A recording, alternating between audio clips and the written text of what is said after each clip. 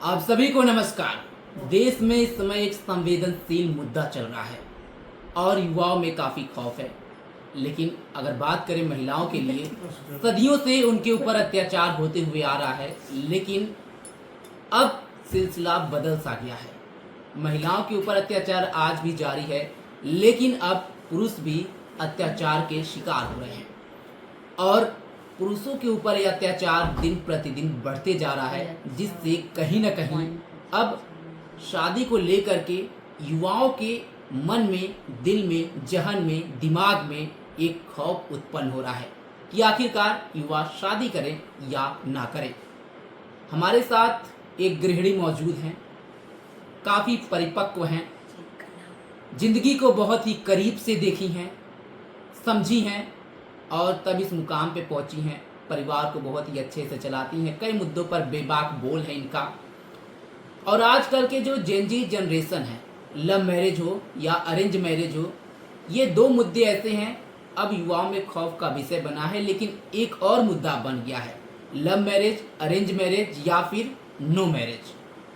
अब तीन मुद्दा हो गया है कि आखिर युवा लव मैरिज करें या अरेंज मैरिज करें, या दोनों अगर नहीं सफल हैं तो क्या युवा बिना शादी के रहें, क्या रिलेशनशिप में भी लोग रह रहे हैं। तो आपको क्या लगता है? मामला बहुत ही गंभीर है, संवेदनशील है। आप भी बीते दिन से कुछ न्यूज़ देख रही हैं। बात करते हैं हम बेंगलुरु के अतुल के केस से कि वीडियो सोशल मीडिया पर डाला जाता है कि उसकी पत्नी प्रताड़ित करती है, करोड़ों की डिमांड करती है एलुमनी को लेकर के, और उसके बाद यह सिलसिला जारी होता है। फिर उसके बाद ये युवा और फेसबुक पे डालता है। फिर अभी हालिया फिलहाल में मेरठ की घटना सामने आई है, जो एक बड़ा ही खौफनाक मंजर ले ली है। अपने बॉयफ्रेंड के साथ मिल करके जो उस महिला ने कृत्य किया है, नाम तो उसका मुस्कान है, लेकिन लाखों युवाओं की मुस्कान ही वो छीन ली है और खुद ड्रग्स लेती है। बॉयफ्रेंड देखने में छिछोरे टाइप का है। तो लड़कियों के पसंद पे भी सवाल उठता है कि आखिरकार लड़कियां आजकल किस लड़कों को पसंद कर रही हैं। जो छपरी मॉडल हैं, बाल बड़े बड़े रख रहे हैं, बड़े बड़े नाखून लड़कों के हैं, कान में पहन रहे हैं, तो छपरी लड़कियों का पसंद आजकल बन जा रहा है। तो लड़कियों के पसंद पे पहले आप क्या कहेंगे? लड़कियों का पसंद तो वो हमें आईफोन दें, और छपरी तो बहुत कम लड़कियों के पसंद होंगे। जैसे कि जो नशेड़ी होंगी सब उन्हीं सबों के, जैसे कि वो ड्रग्स लेती थी इसलिए उसको वो पसंद है। नहीं तो उसका हस्बैंड तो काफ़ी स्मार्ट है, उससे तो बहुत ही स्मार्ट है, लेकिन फिर भी अच्छा नहीं हुआ। ऐसा मान लो कि वो लड़कियों का, हर लड़कियों का अलग अलग अपना अपना। चलिए इसमें आप थोड़ा जवाब देने में, क्योंकि आप भी महिला है, थोड़ा पक्ष लेंगी। लव मैरिज, अरेंज मैरिज या नो मैरिज, तीनों में से कौन सा ऑप्शन सही है? Arrange marriage. क्यों? क्योंकि उसमें हमारे पेरेंट्स शामिल होते हैं, हमारे गार्जियन उसमें शामिल होते हैं, तो वो समाज पे चला जाता है, वो शादी समाज के नज़र में आ जाती है। तो उसमें समाज के लोग इंटरफेयर कर सकते हैं। समाज के लोग उसमें, अगर हम लड़के लड़की से कोई गलती होता है, सब लोगों को समझाता है, अच्छी तरह से समझाता बुझाता है कि भैया चलो ऐसे करो, वैसे को समाज का असर पड़ता है, फिर वो शादी चल जाती है, अच्छी तरह से चल जाती है। आज इसमें लव मैरिज है, उसमें तो ना माँ है, ना बाप है, ना समाज है, कोई नहीं है, इसलिए लड़का लड़की अपने में, हाँ, तलाक तलाक तलाक तलाक हो गया। तो क्या अरेंज मैरिज में तलाक नहीं हो रहा है? हो रहा है, हम ये कब कह रहे हैं कि तलाक नहीं हो रहा है, लेकिन हो रहा है, 20% हो रहा है। ऐसा तो नहीं है, बहुत सारे केस आ रहे हैं। बड़े बड़े मतलब खिलाड़ियों को देखा जाए, कई लोगों के लव मैरिज हुए हैं। जिंदगी में कई लोग ऐसे, जैसे आपने ज्योति मौर्य का केस देखा है, अरेंज मैरिज था, बट पति ने पढ़ाया लिखाया, सरकारी जॉब उसकी लग गई तो छोड़ दी। क्या अरेंज मैरिज में भी तलाक हो रहे हैं, लव मैरिज में तलाक हो रहे हैं? तो लव मैरिज क्यों गलत है और अरेंज मैरिज क्यों सही है? लव मैरिज गलत इसलिए है ना कि उसमें कोई शामिल नहीं होता है। तो हम अपने से डिसीजन ले लिए, अगर थोड़ा सा भी कुछ हुआ, टेंशन हुआ, कुछ भी हुआ घर में, चलो भैया हम नहीं तुम्हारे साथ रहेंगे, अलग हो जाएंगे। अरेंज मैरिज में क्या होता है कि हमें समाज का डर रहता है। अब हम बोले ना आपसे कि 20% के लोग जो हैं वो ऐसा करते हैं, जैसे ज्योति मौर्य हो गए, वो 20% में आती हैं, मुस्कान है वो भी 20% में ही आती है, वो आप जो बेंगलुरु वाला कांड कर रहे हो वो भी 20% में ही लोग आते हैं। 80% लोग सही होते हैं। अरेंज मैरिज में 80% सफल होता है शादी। लेकिन अगर बात करें जिस तरह से आप से अभी कुछ मतलब शूट करने से पहले बात हो रही थी कि लड़कियों मतलब लड़के लड़कियों उस तरह से लड़कियों की शादी करें जो सही हो, तो आपकी नज़र में लड़के शादी के पहले कैसे पता कर लें अरेंज मैरिज में कि लड़की सही है? क्योंकि अचानक रिश्ता तय हो जाता है, उसको हम जानते नहीं हैं, और उसके बारे में हम कैसे पता कर लेंगे कि ये सभ्य लड़की है, आगे चल करके इस तरह की चीजें नहीं करेंगी? इसमें पहचानेंगे कैसे, आप ही अरे बताइए। उसके दोस्तों से मिले, उसके घर वालों से मिले, उसके अगल बगल से मिले, सबसे मिले, हमको पता चल जाएगा। तो अगर अरेंज मैरिज है तो अरेंज मैरिज में इतना मुलाकात घर वाले अरे करने तो देंगे? हम लड़की से मिलने के लिए कब कह रहे हैं? हम तो कह रहे हैं कि बाहर वालों से मिले ना, बाहर वाले से इस तरह कोई उसके अड़ोसी अपने पड़ोसी से मिले, उसके दोस्तों से मिले, उसके स्कूल जाके पता लगाए, कॉलेज जाके पता लगाए, अगर जॉब वाली है ऑफिस में जाके पता लगाए, तो खुद पता चल जाएगा तो उसका क्या कोई बैकग्राउंड दोस्त क्या अपने है। दोस्त की बुराई करेगी? जरूर करेगी, अगर अच्छी नहीं है, अगर इतनी ही बुरी है तो सब लोग कहेगा, चाहे वो दोस्त हो चाहे कोई भी हो। लव मैरिज में कुछ फायदे हैं, जैसे कि लड़की लड़का एक दूसरे को जानते हैं, जान पहचान होती है, उसके पसंद नापसंद के बारे में, दिनचर्या के बारे में, ये सारा कुछ पता होता है। दूसरी बात अगर करें तो कई दिनों से अगर वो साथ रहते हैं तो एक अच्छा संबंध बन जाता है कि कैसे इसके साथ जीवन यापन करना है आगे चलकर, ये हमारे लायक है या नहीं है। अगर लायक नहीं है तो लड़के लड़की अलग हो जाते हैं, अगर लायक है तो शादी तक जाती है बात। तो क्या ये फायदा लव मैरिज में तो दिखता है? दिखता, हम कह रहे हैं ना, जैसे इसमें 80 अरेंज मैरिज में 80% आपको फायदा है और लव मैरिज में 20% ही आपको है। 20% सफल होता है और 80% उसमें आपका सफल नहीं होता है। इसमें क्या, अरेंज मैरिज में 80% सफल होता है, 20% सफल नहीं होता है। एक बात हम यहाँ पे कहेंगे, आप कह रही हैं समाज का डर। समाज आखिर है क्या? समाज ही वो है जो परिवारों के बीच में तकरार करवाता है। समाज ही वो है जो बच्चों और पेरेंट्स के बीच तकरार करता है। समाज ही वो है, जैसे कि रिजल्ट खराब होता है तो माता पिता पहले नहीं बोलेंगे, माता पिता इस डर से बोलते हैं कि समाज, हमारा दोस्त, हमारा मित्र क्या कहेगा हमारे बेटों को। तो माँ बाप को साथ खड़ा होना चाहिए कि समाज का चेहरा देखना चाहिए, समाज वाले जाए भाड़ में, समाज का सुनना चाहिए कि अपने बच्चों की खुशी पर ध्यान देना चाहिए। नहीं, लेकिन फिर भी हमको समाज में रहना है तो समाज का तो ध्यान देना पड़ेगा।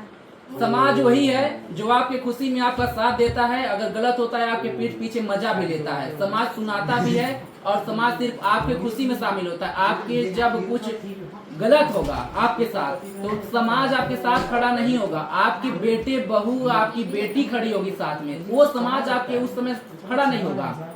तो उस समाज का क्यों सुनना? आप अपने परिवार का सुनिए, बच्चों का सुनिए, तो समाज को सुन करके क्यों चलना?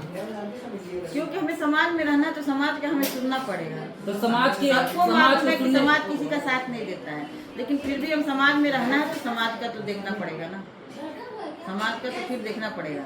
तो समाज क्या कह रहा है, समाज में रहना है तो समाज के हिसाब से ही रहना है। तो क्या ये सही है समाज की सुन करके बच्चों की खुशियों की बलिदान दे देना कि समाज क्या कहेगा? नहीं, बलिदान देना नहीं है, लेकिन बच्चों को भी सोचना चाहिए कि जिस समाज में मेरे मम्मी पापा रह रहे हैं या हम रह रहे हैं, उस समाज में मेरा भी कुछ जवाबदेही है, तो हमें भी अच्छा से अपना करना चाहिए, हर चीज़ अच्छा से करना चाहिए। पढ़ाई लिखाई हुआ या लव मैरिज अरेंज मैरिज जो भी तुम कह रहे हो, कुछ भी काम हुआ उसको समाज को देख के करना चाहिए।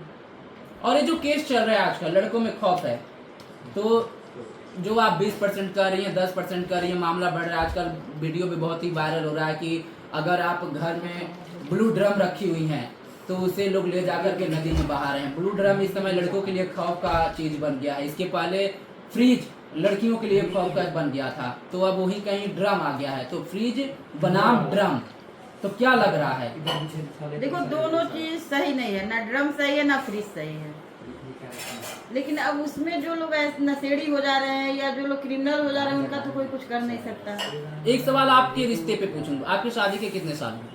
हमारी शादी को मई में 22 साल हो जाएंगे। क्या इस तरह की चीजें कभी भी अनबन हुई है? नहीं, ऐसा तो नहीं हुआ कभी। आपके पार्टनर हमेशा आपके साथ दिए हैं हर बात में? हाँ, देते हैं, साथ देते, हम भी उनका साथ देते हैं, वो भी मेरा साथ देते हैं। कभी किसी बात को लेकर के थोड़ी सी ऊंच नीच हुई है? वो तो हर पति पत्नी में होता है, थोड़ा बहुत तो हर पति पत्नी में होता है, ऊंच नीच तो थोड़ा बहुत हर पति पत्नी में होता है। तो क्या आज के जनरेशन को यही बताना चाहती हैं, बता सकती हैं कि रिश्ते हैं नाजुक होते हैं। अगर किसी की तरफ से थोड़ा सा भी गलती हो तो दूसरी तरफ झुक जाना चाहिए, माफ़ी मांग लेना चाहिए। जो रिश्तों का एक डोर है वो टूटेगा नहीं। अगर एक बार टूटा तो उस पर गांठ पड़ जाएगा। हाँ, ये तो है, गांठ तो पड़ जाएगा। लेकिन देखो, पति पत्नी के सामने झुक रही है तो इसलिए इसमें उसका भी कोई बेइज्जती नहीं है।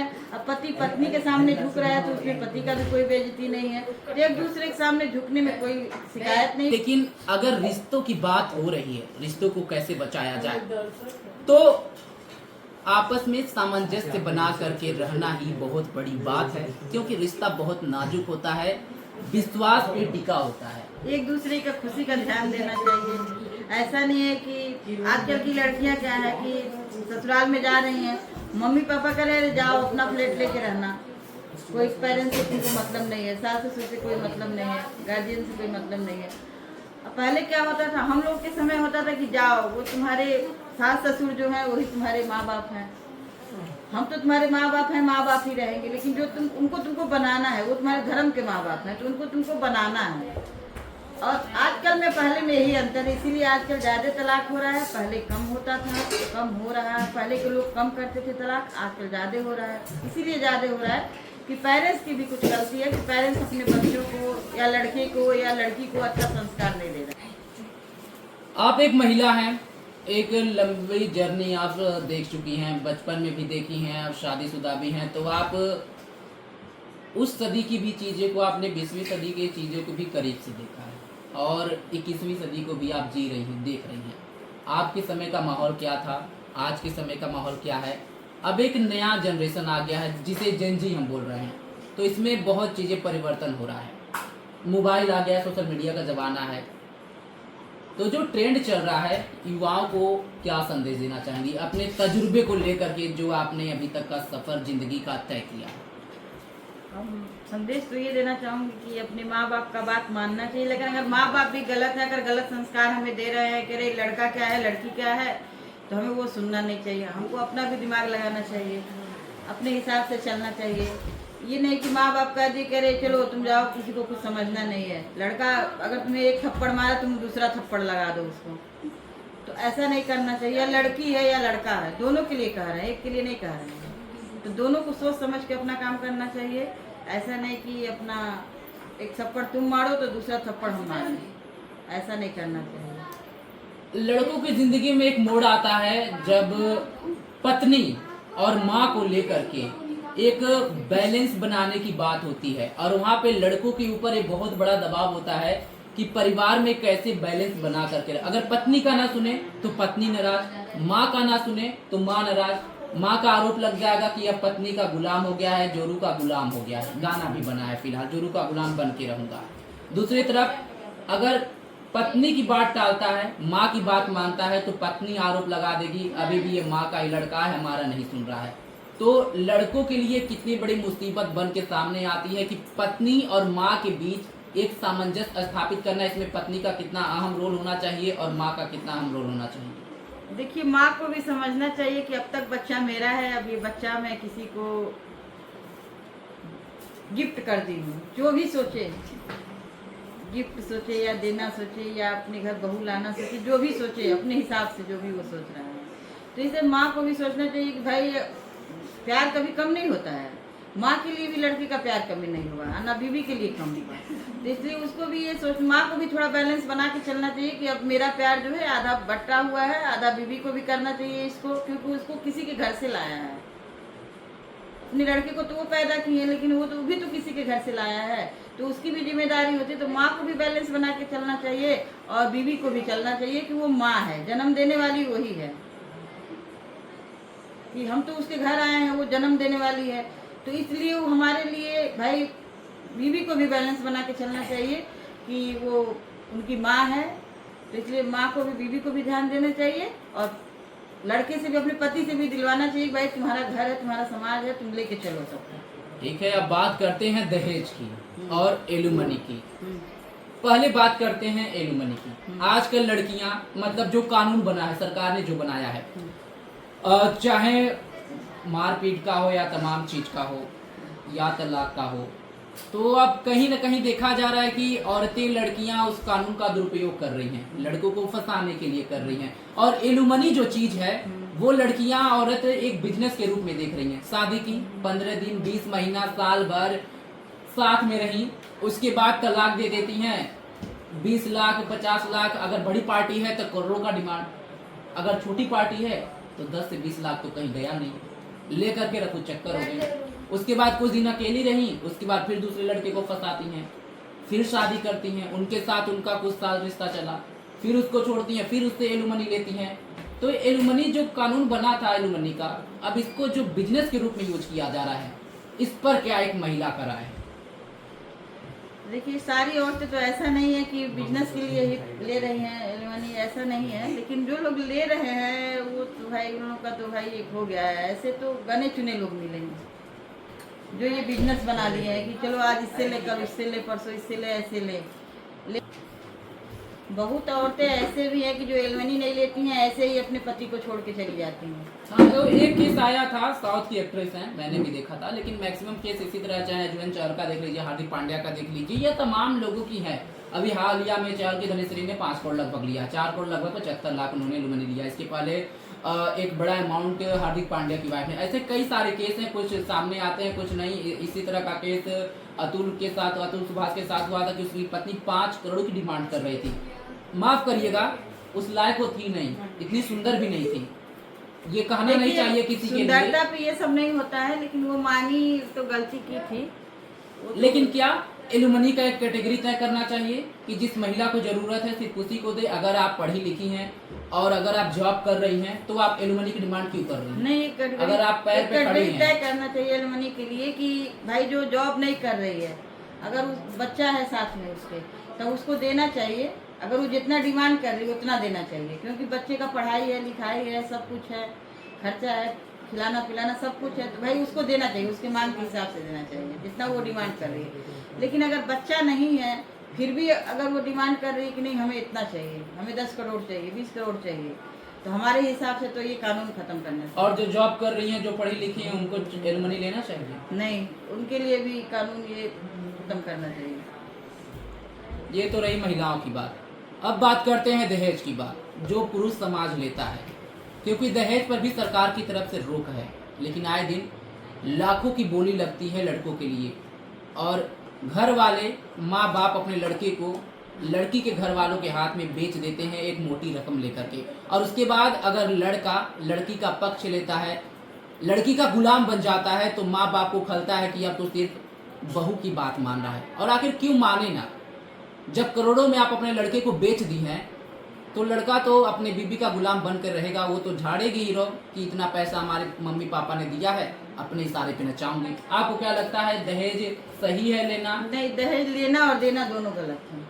अगर दहेज माँ बाप लेंगे तो वो तो सही है कि अपने लड़के को बेच दिए, तो लड़की भाई उसके गार्जियन उसको खरीदे, उसके पापा मम्मी उसको खरीदे हैं लड़के को, तो वो तो कुछ समझेगी नहीं, लड़के को ना समझेगी, ना लड़के के माँ बाप को समझेगी, ना लड़के के भाई बहन को समझेगी, किसी को नहीं समझेगी। क्योंकि वो अपने लड़के का एक तरह से रेट लगाए हैं, दाम लगाए हैं, जो भी कहें, जिस भाषा में भी कहें, वो तो अपने लड़के को बेचे हैं। हमारे हिसाब से लेना देना दोनों सही नहीं। तो क्यों माँ बाप आरोप लगाते हैं, अगर वो पत्नी की बात मानता है कि आते ही घर तोड़वा दी, अपने जोरू का गुलाम हो गया, माँ बाप की नहीं सुन रहा है, उसी के आगे पीछे दुम हिला रहा है, ये क्यों कहते हैं? क्योंकि एक मोटी रकम लिए हैं तो कहीं ना कहीं वो तो दिखाएगी नोट का रौब। हाँ, वो तो दिखाएगी, क्योंकि वो पढ़ाई लिखाई जो भी अपने बच्चे को कराते हैं तो उसका तो वो पैसा ले लिए हैं, तो फिर किस हिसाब से वो अपने बच्चे पे अपना रोक दिखाएंगे? नहीं दिखाना चाहिए। ऐसे पेरेंट्स को उम्मीद ही नहीं करना चाहिए कि मेरे बेटा बहू मुझे कुछ करेंगे, क्योंकि दहेज लेने से पहले सोच लेना चाहिए। आपने एक बड़ा बात कह दिया है कि पढ़ाई लिखाई करवाएं, उसका पैसा ले लिए, तो क्या माँ बाप दहेज के लिए बच्चों को पढ़ाते लिखाते हैं कि लड़की वाले से पैसा है? आपका ये आरोप है? हाँ, मेरा तो ये आरोप है। इसीलिए लोग लेते हैं कि भैया मैं अपने लड़के में इतना खर्चा किया हूँ, और लड़का जॉब कर रहा है, उसका सुख तो बहू करेगी। अरे भाई, बहू करेगी, बहू के माँ बाप थोड़ी ना करेंगे, सुख तो लड़के के माँ बाप ही करेंगे। तो यही सब चीज़ गलत है, लेना देना दोनों गलत है, लेकिन कोई मान नहीं रहा है तो ही हो रहा है। चलिए, आप दहेज को गलत बता रही हैं। सुनने में आ रहा कि आपका भी एक लड़का है, तो क्या पढ़ लिख के एक बड़ा अगर आदमी बन जाता है, अधिकारी बन जाता है, एक बड़े पोस्ट पे जाएगा, तो क्या आप दहेज की डिमांड करेंगी? जी नहीं, मैं नहीं लूंगी दहेज अपनी लड़की आप का। अपने बात पे अड़िग रहेंगी? हाँ, अड़िग रहेंगे। अगर ऐसा कुछ हुआ तो हम आपके पास फिर आएंगे और ये वीडियो आपको जरूर दिखाएंगे, तो उस समय आपका क्या हो? नहीं, आप दिखाइएगा, मैं नहीं लूंगी। लड़की का है तो लड़की के मान, लड़की का मेरे पास एक लड़की भी एक लड़का भी है, तो लड़की का तो भाई लड़के वाले अगर मांगेंगे तो मेरी तो मजबूरी है देना, लेकिन लड़के में मैं नहीं लूंगी। नहीं, कुछ लोग ऐसे कहते हैं कि हम अपने लड़की को दहेज दिए हैं तो लड़के में क्यों ना लें, तो नहीं, आपका भी यही रुख नहीं, होगा? मैं ये सोच, मेरा सोच ये नहीं है, मैं 1 रुपया नहीं लूंगी लड़के का। ये आप मतलब 100% टका कर रहे हैं? हाँ, 100 टके की टका। बात। हाँ, एकदम 100 बात से टका। मुकरेंगी नहीं फ्यूचर में? नहीं, लड़का कितना भी बड़ा अधिकारी बन जाए? नहीं, कुछ भी लड़का बन जाए, मैं 1 रुपया नहीं लूंगी लड़के का। ये बड़ी बात है, वादा कर रही हैं, अगर खिलाफ जाती हैं तो फिर से बातचीत होगी, लेकिन मुद्दा बहुत ही संवेदनशील है। और एक इसमें और क्वेश्चन था, जैसे कि पहले मैंने आपसे पूछा था, marriage, love marriage, arrange marriage या नो मैरिज, तीनों में से हमारे हिसाब क्या से है? नो मैरिज भी गलत है, लव मैरिज भी गलत है, अरेंज मैरिज भी सही है। चलिए, इनकी अपनी सोच है, हमारे हिसाब से लव मैरिज अरेंज मैरिज 50-50 है। नो मैरिज ये कहीं भी नहीं आता है, क्योंकि भगवान ने जन्म दिया है आपको, प्रकृति के खिलाफ ये होगा। और भगवान ने अगर आपको मनुष्य रूप में जन्म दिया है तो कुछ सोच करके ही दिया होगा। और अगर आप मानव रूप में आए हैं और आप सभ्य परिवार से आते हैं, और अगर आप के मन में संन्यास जीवन यापन करने की चीज़ें नहीं हैं, तो आप जीवन से अगर जुड़ते हैं, शादी करते हैं, तो उस जीवन को आप एक बेखूबी से समझ पाएंगे, क्योंकि दो लोगों के साथ रह करके जीवन यापन करना, उसके बीच में बैलेंस बनाना, फिर उसके बाद बच्चे पैदा होते हैं, उनको आगे बढ़ाना एक बहुत बड़ी जिम्मेदारी होती है। और जब एक परिवार के बीच में आप रहते हैं तो असली समाज देखते हैं, क्योंकि छोटी अनबन की चीज़ें भी होती हैं, उसमें किस तरह बैलेंस किया जाए, किस तरह समाज को आगे लेकर के जाया जाए, अपने बच्चों को किस रूप में ढाला जाए, किस तरह परवरिश किया जाए, ये चीज़ आपको तब जिंदगी में सीखने को मिलेगी। लेकिन अगर आप शादी नहीं करते हैं तो इन सब चीज़ों से कहीं ना कहीं वंचित रह जाएंगे। हाँ, क्या कहेंगे? नहीं, हमारे हिसाब से तो शादी करना चाहिए। इसीलिए आपने किया। हाँ, एक सवाल आपसे इस्माइल पे और आ गया कि आजकल पैसे की लालच में, लड़की हो चाहे लड़के, एक शादी की उम्र होती थी 22 से 28, 30 के अंदर, लेकिन डिमांड होती है कि पढ़ा लिखा दामाद मिले। बाप भले से 50 साल की एज में उतनी रकम कमा लिया, उतनी संपत्ति अर्जित कर ली हो, लेकिन दामाद चाहिए 25 साल की एज में जितना बाप कमाया है उससे कहीं दुगना। भले से बाप 50 साल एज में उतना कमाया हो और दामाद 25 साल में उतना चाहिए, तो क्या ये सही है? सही सही मान लीजिए कि 50%। आपकी भी बेटी है, आप कैसे एक दामाद चाहेंगे? हम भी चाहेंगे कि हमारा दामाद हमारे आपके हस्बैंड। पति से बेहतर हो। हाँ, तभी तो वो उस समय ज्वाइन किए थे। तो अगर आप मतलब अपने बेटी की शादी 30 की उम्र में चाहती हैं और आपके पति आगे चल करके धीरे धीरे स्ट्रगल होता है लाइफ में, तो क्या 30 साल की एज में आपके पति से ज़्यादा लड़का कमा करके मिल जाए? ये तो नामुमकिन लगता है, क्योंकि लाइफ का एक बैलेंस बन के चलता है, जॉब होता है, धीरे धीरे स्ट्रक्चर बढ़ता है, आगे इनकम बढ़ते जाता है, और 25 से 30 साल की एज में इतना इनकम नहीं कर पाएगा लड़का। हाँ, ये भी सही है, लेकिन हर एक माँ का होता है, माँ का एक सपना होता है कि मेरा दामाद जो हो मेरे हस्बैंड से अच्छा यानी हो। पैसा ही सब हाँ, कुछ हो। नहीं, पैसा नहीं, हर चीज़ में मेरे हस्बैंड से अच्छा हो। हर माँ का अपना होता है, एक सपना होता है। पैसे में अच्छा हो कि मतलब व्यवहार में, नेचर में पैसे अच्छा हो? में, नेचर में, हर चीज़ में अच्छा हो। यानी पैसा मुख्य रूप है? नहीं, व्यवहार भी है, व्यवहार स्वभाव नंबर 1 पे उसका। कौन आता है, पैसा या नेचर, व्यवहार? स्वभाव आता है। स्वभाव आता है। हाँ। यानी पैसे आप कह रही हो कि इतना मैटर नहीं करता, थोड़ा ऊपर नीचे भी होगा तो हाँ। काम चल जाएगा। थोड़ा ऊपर नीचे काम चल जाएगा। चलिए ठीक है, सोच अच्छी है फिलहाल इनकी। फिलहाल किसी और मुद्दे पे मिलेंगे और इसी तरह चर्चा करेंगे। बहुत ही अच्छे से आपके साथ रहा, दूसरे मुद्दे पे चलेंगे। तब तक के लिए जुड़े रहें हमारे साथ। और अगर आपको ये पसंद आया हो और आपका कोई क्वेश्चन रह गया हो, क्योंकि कई तरह की चीज़ों पे बातचीत हुई है, लव मैरिज पे बात हुई है, अरेंज मैरिज बात हुई है, नो मैरिज पे बात हुई है, दहेज पे बात हुई है, एलुमनी पे बात हुई है, ज्वलंत मुद्दा आजकल जो समाज में चल रहा है उस पर बड़ी बात हुई है। तो अगर आपके मन में भी कोई क्वेश्चन बता हो कमेंट बॉक्स में दीजिए और फिर कुछ दिनों बाद उस पर भी हम चर्चा करेंगे। और अगर आप वीडियो को देखे हैं, पसंद आया हो तो लाइक कीजिए और चैनल को सब्सक्राइब करना ना भूलें। धन्यवाद।